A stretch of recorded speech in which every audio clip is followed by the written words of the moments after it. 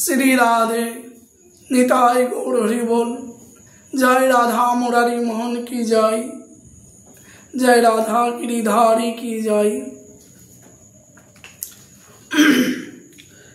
निताई गौर हरि बोल। 16 আগস্ট 2025, 16/8/2025 শনিবার, শুভ জন্মাষ্টমী ব্রত উপবাস। ভগবানের আবির্ভাব হয়েছিলেন দাপর যুগে। দাপর যুগ থেকে কলিযুগ পর্যন্ত 5251তম শ্রীকৃষ্ণের আবির্ভাব মহোৎসব জন্মাষ্টমী। শ্রী রাধে। এখানে সুখদেব গোস্বামী পাদ বলছেন, হে পরীক্ষিত মহারাজ, হে রাজন, यदा यदा हि धर्मस्व क्षयाभित्ति च पापो मनः तदा तु भगवान् स आत्मानं सृजते हरि।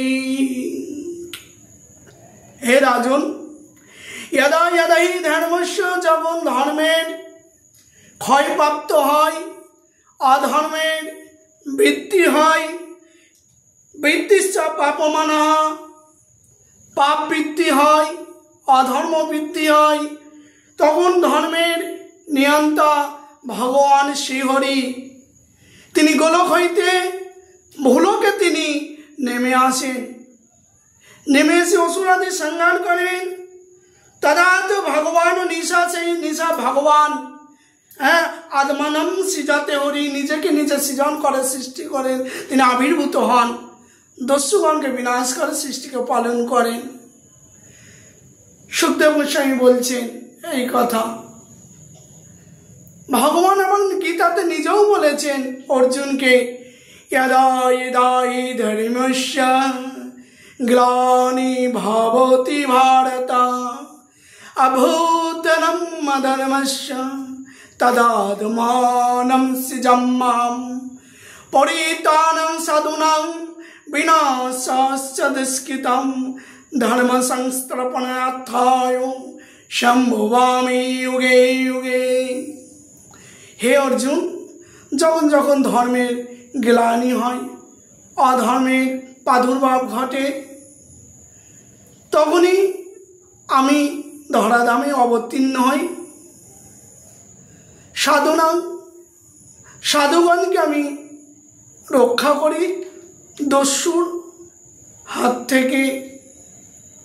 এই জন্য আমার অবতার।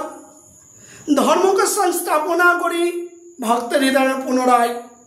এই জন্য সনাতন ধর্ম শাশ্বত সত্য ধর্ম, এটা কোনোদিন লুপ্ত হতে পারে না।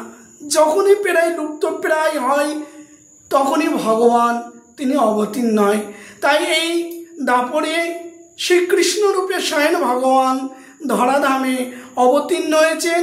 কেননা ছলকারী রাজাগণ পৃথিবীতে রাজত্ব করছেন, তারা পাপবহুল এবার প্রজা বিনাশ করছেন, সনাতন ধর্মের গ্লানি শুরু করেছেন।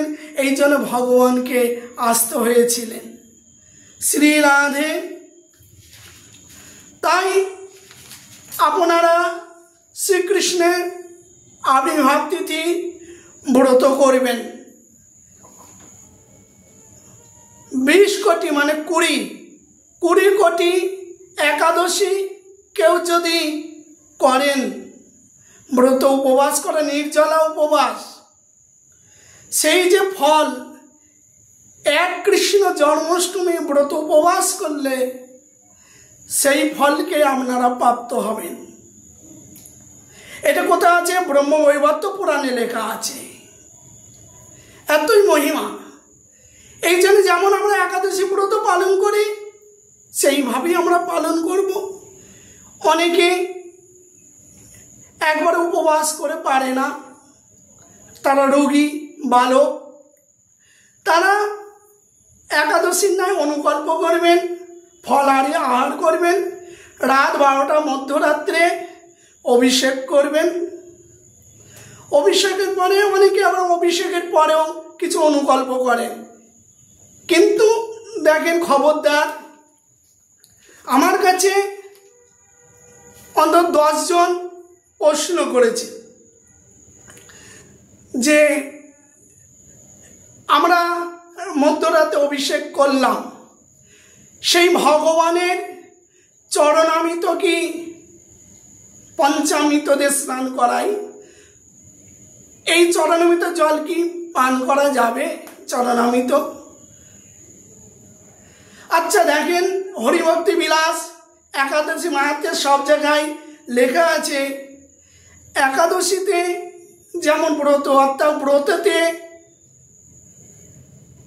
তেল মন্থন নিষেধ আছে, চুল কাটা নিষেধ আছে, নখ কাটা নিষেধ আছে, গায়ে সাবান দেওয়া নিষেধ আছে, এমনকি মধুপান পর্যন্ত নিষেধ আছে। কেন মধু?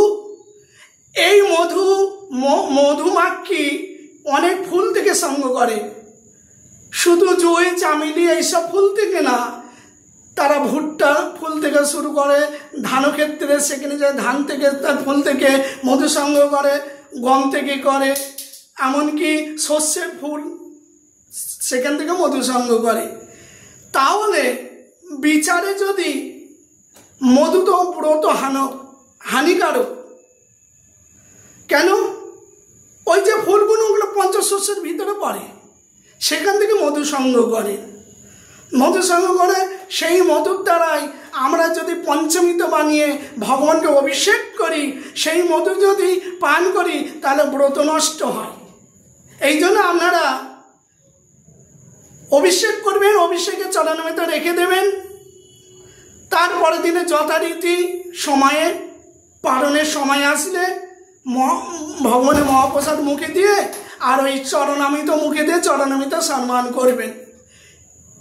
অনেকে বলছেন যে তাহলে অনেকে দেখি রাধাষ্টমী, বামন দ্বাদশী অভিষেক করার সঙ্গে সঙ্গে তারা চরণামৃত পান করে, বলছে তাহলে শাস্ত্র তারা মানল কি করে? শাস্ত্র যদি মধু পান করলে ব্রত নষ্ট হয়, তা ওতে পঞ্চমৃত মধু আছে, যদি বলে আমরা পঞ্চমৃত দিয়ে স্নান করাবো না, পঞ্চগব্যের দ্বারাই করাবো, তাও বিধান আছে। ঘি, মধু, দুগ্ধ, গোরস, এইগুলো, আর গোময়, গোচনা, চিনি আদি দিয়ে আমরা যদি অভিষেক করি, তারপরও সিদ্ধান্ত আছে। দেখেন, ওই যে দুধটা বাজার কিনে আনছেন, ওই দুধটা যে দহন করেছে সে তেল দিয়ে দহন করেছে, সরষের তেল, যে কোনো তেল দিয়ে দহন করেছে, তাহলে তো কি আপনাকে ব্রত নষ্ট হবে না? এই জন্য আমরা তো তা করি না, আমরা কিন্তু ব্রত পালন করার পর দিনকে গিয়ে ওটাকে পঞ্চমৃত মুখে দিয়ে পালন করি, মহাপ্রসাদ দিয়ে। বলছেন অনেক গুরুদেবের শিষ্যরা এরকম করে, আমরা জানি করে, তারা তাদের গুরুদেব যা শিখেছে তাই। কিন্তু আমাদের কাছে যেমন প্রশ্ন করেছেন, আমরা শাস্ত্রসঙ্গত উত্তর দিলাম। শাস্ত্র যুক্তির দ্বারাই, কেন মহাপ্রভু বলেছেন সদাই প্রমাণ দেবে পুরানো বচন। এই জন্য আমি হরিভক্তি বিলাসেও লেখা আছে, দেখবেন মধু পান করলে ব্রত হয় না। তাহলে পঞ্চমীতে যে মধু আছে, আমি অনেক পণ্ডিতকে জিজ্ঞাসা করেছি, তারাও এরকম পান করে, তারা উত্তর দিতে পারে না। যদি তারা উত্তর দেয় তো আমার জানা হলো, আমার হয়তো জানা নাই, কিন্তু আমার শাস্ত্র যা লেখা আছে আমি তাই বললাম, নিষিদ্ধ আছে, তারা জানাবেন। নিতাই গৌর হরিবল, জয় জয় শ্রী রাধে। আপনারা ব্রত করবেন।